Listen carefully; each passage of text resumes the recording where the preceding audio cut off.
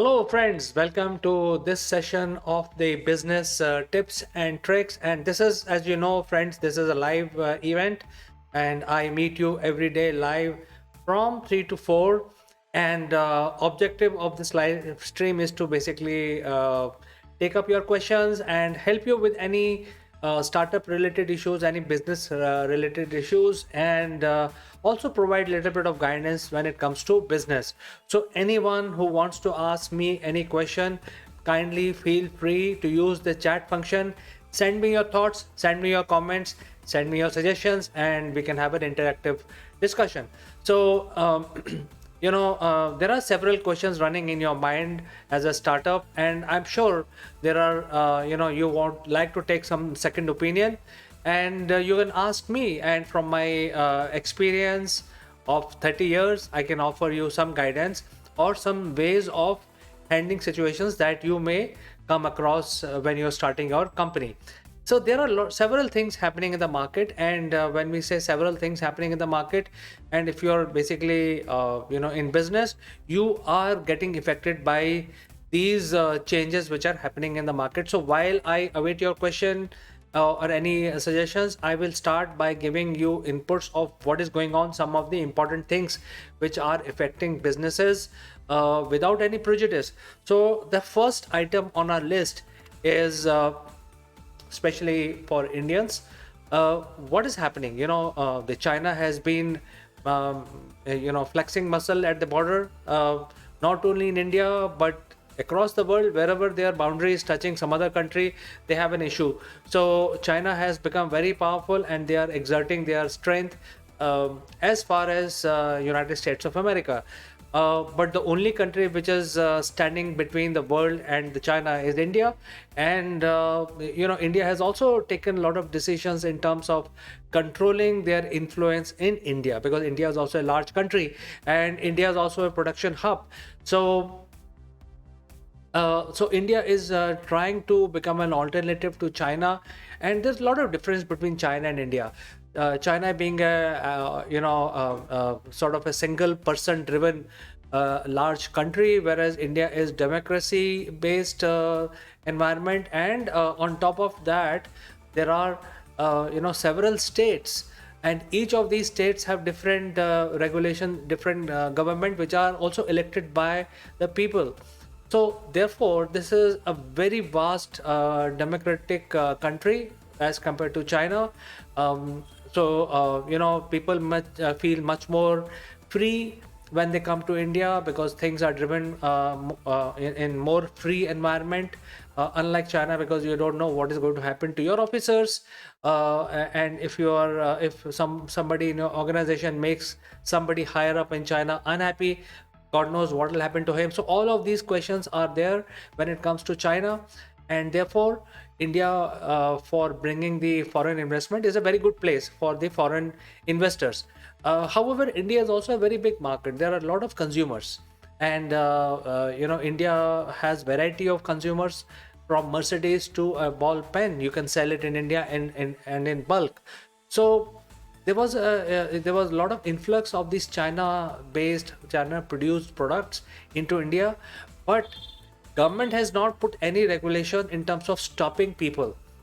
Government has not banned any business with China. Government has not done anything, because Indian government is a democratic government. They will not be taking any autocratic decision. Just because China is misbehaving, we should take a decision which is against the United Nations Charter. So India has not done anything like that, but the people of India themselves have realized, and this is something which I want to bring to you, is that this information is that 6 out of every 10 Indians has stopped buying China produced products. Made in China products are gradually not being purchased by the Indian masses. And if you look at the Indian population, there are at least a billion people who are the probable customers. The population of India is much more. It's about 1.35 billion, but I'm saying that 350 million may be children. So if a billion people who are the prospective buyer for these products, 60% of these buyers have stopped buying made in China products. Instead, they are choosing to buy made in India products. So this is a tremendous change in the economy and the buying, practices of the consumer here in India. The consumers are preferring more and more India-produced, items, and therefore it's a good news for Indian businesses because that market is shrinking. The supply chain from China is shifting to local supply chain. Therefore, there is a lot of contribution which can be made by the Indian businesses, whether it in terms of manufacturing, whether it is in terms of sales and marketing, also in supply chain management, warehousing. So whole lot of opportunities are opening up, and this data is very important. And if you're watching my live stream, you should get this pointer that made in India products are on demand within India. And the trend is that more than 50% people are preferring Indian producers, and they are not interested in buying imported stuff. So I think there is an opportunity for all the businesses in India to show what they can do and how they can be providing very good quality products and fill the gap of what the Chinese are providing. Or probably we can actually provide the similar products in a much cheaper, much better way. All right, so this is one thing which is very significant this week, and therefore I thought I will talk about this. And as you know, friends, I'm live, so if you have any questions, any suggestions, feel free to use the chat function. Send me your thoughts and I will take up your questions immediately. All right, so let's move to the second item, which is about YouTube. And this is a very big thing, friends. I mean, YouTube has announced a couple of days back that in middle of 2023 they will be launching online courses. It's like pretty much like Udemy and Masterclass or any other education platforms like Byju's or etc.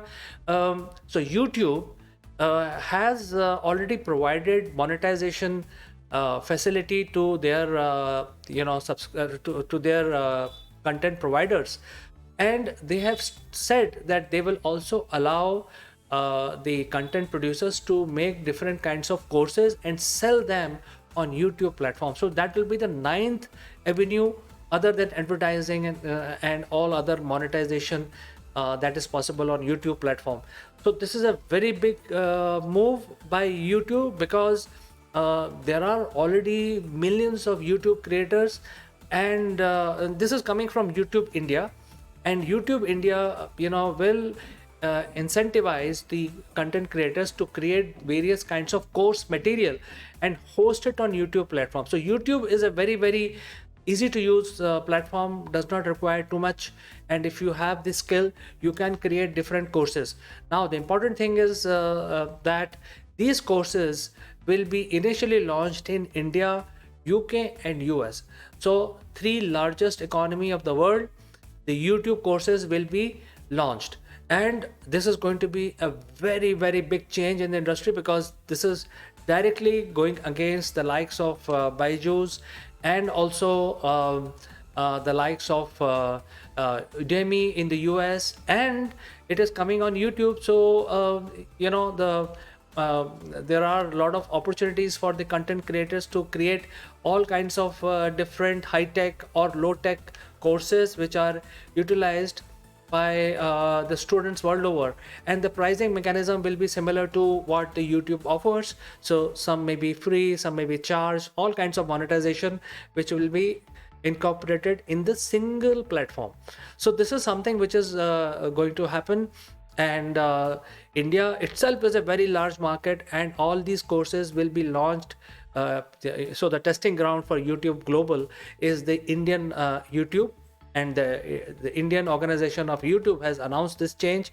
By middle of 2023 all these facilities will be started on YouTube. So if you are a course creator, a teacher, and if you have some bright ideas, YouTube will give you placeholder to put your curriculum, your course material, and it can be consumed not only in India but also in UK and US. And US is also a very big market, so automatically your courses will be available across the world. So wait for it, friends. This is a big change. It is going to change the ed tech arena. There are several companies who are currently deployed in creating different kinds of applications for the education sector. I think they will be affected by this. So keep that in mind, that large platforms like YouTube, when they are coming out with this kind of service, it is going to move and shake lot of these services, and also affect a lot of people. It will also influence the content creators, and it will give a chance for content creators to come up with more innovative ideas and course material to have yet another sellable item on YouTube platform. All right, let's move to the next one, because I think this is very interesting. I am quite excited to see what YouTube comes out with. Moving to the next one. Well, e-commerce business is completely crowded, and we thought that Amazon is the largest player, followed by Walmart, etc., Flipkart, and there are several across different countries, and each one of these e-commerce platforms are trying to find their niche, because people, if they are not able to find an item on Amazon, where else they will find it? So that means the largest market is with Amazon. Every business is basically trying to sell their produce on Amazon, and but there was still a gap in the market, and Gautam Adani led business house found area which was not covered, and that is the airports. And they have launched an application specially for the e-commerce happening on the airport.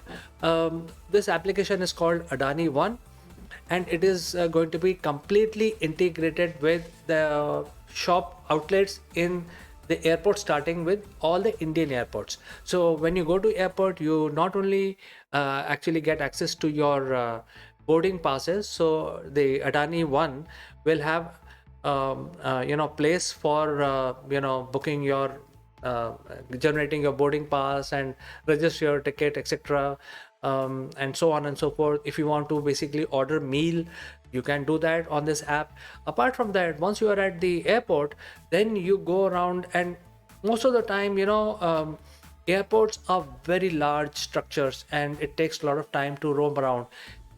Whereas all of these outlets will be available on Adani One. So in your taxi ride or wherever you are, you can choose what you want to buy when you reach the airport. Maybe you want to buy a suit for your meeting, or you want to replace your shoes because something has gone wrong, or you want to buy a bag. So these are the things that you can pick up, and many more medicines and confectionaries, maybe gift items. All of this can be pre-ordered, and when you reach the airport, you can actually just pick them up. So this is one gap.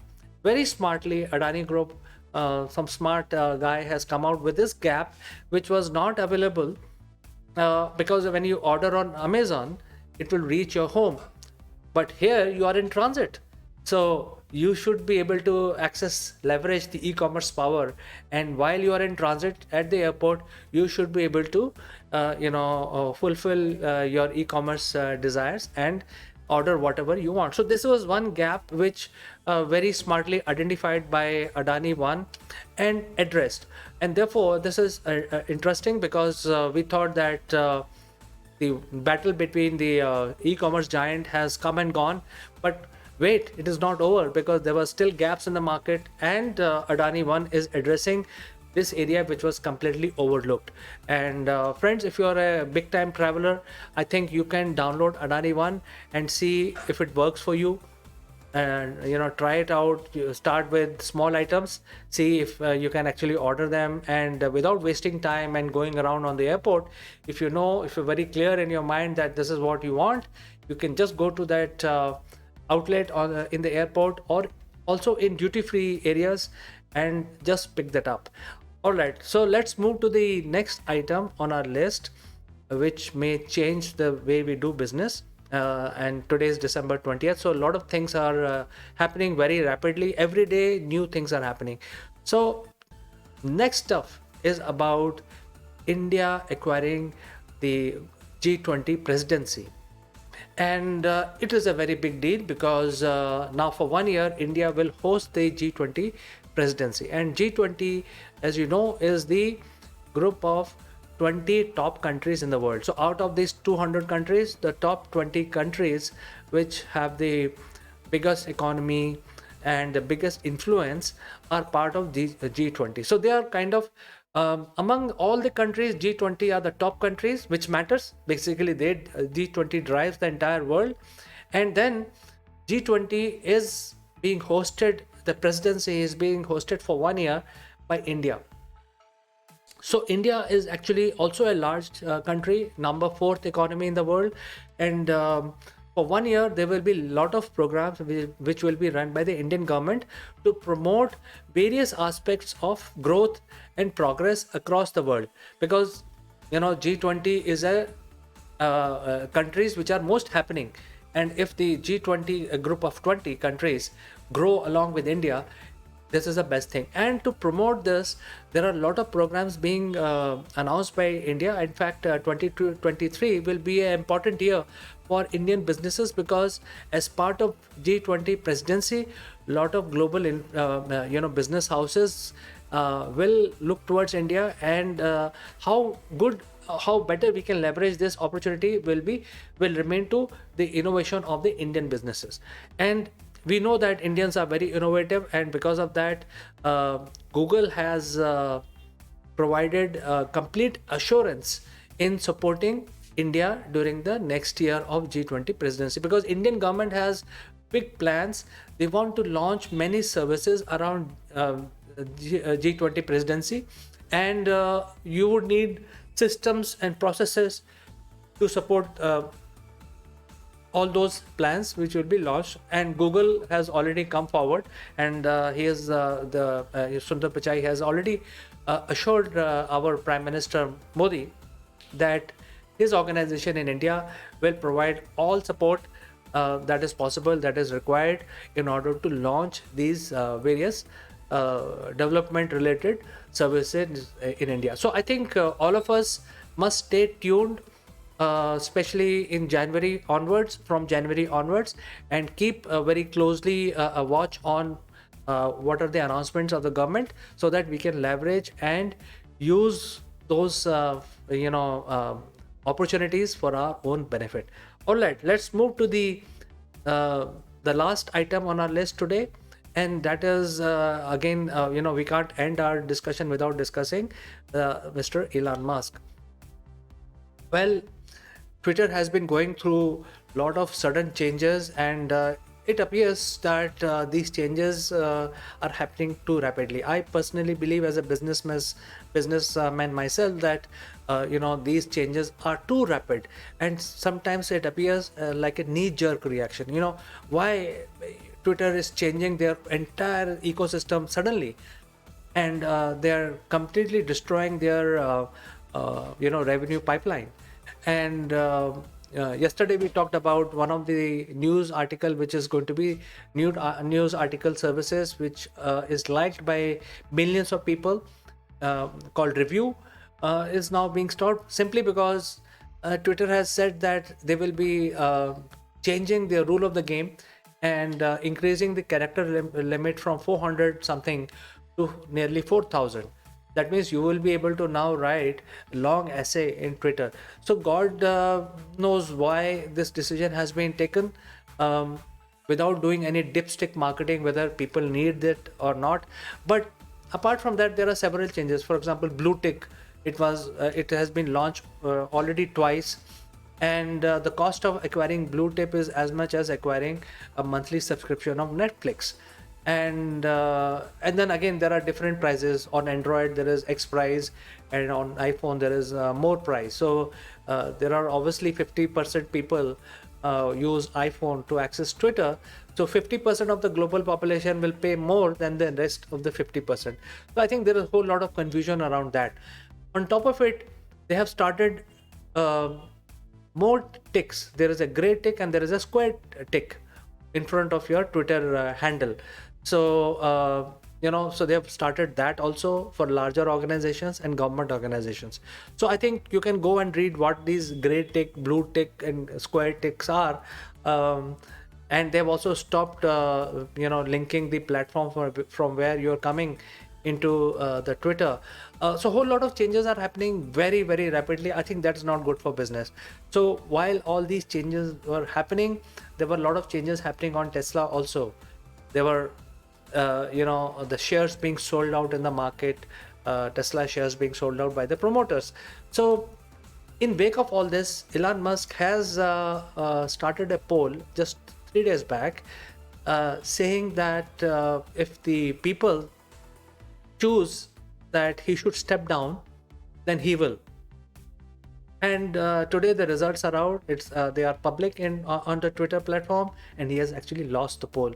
Most of the people feel that he should step out as a CEO. He can be an investor, but his position as a CEO, new chief of Twitter, is not what he should be doing. And so let's see whether he steps down as a CEO of Twitter. This is something which is very interesting, because Twitter has undergone several changes very rapidly, and this is something which is happening with Twitter. And I think the next 2 to 3 days will be quite interesting to see who will replace Elon Musk, if he at all steps down, because he's already said that if people say they don't want him as a CEO, he will step down. So he's already stated that publicly. So we'll have to wait and watch what happens next.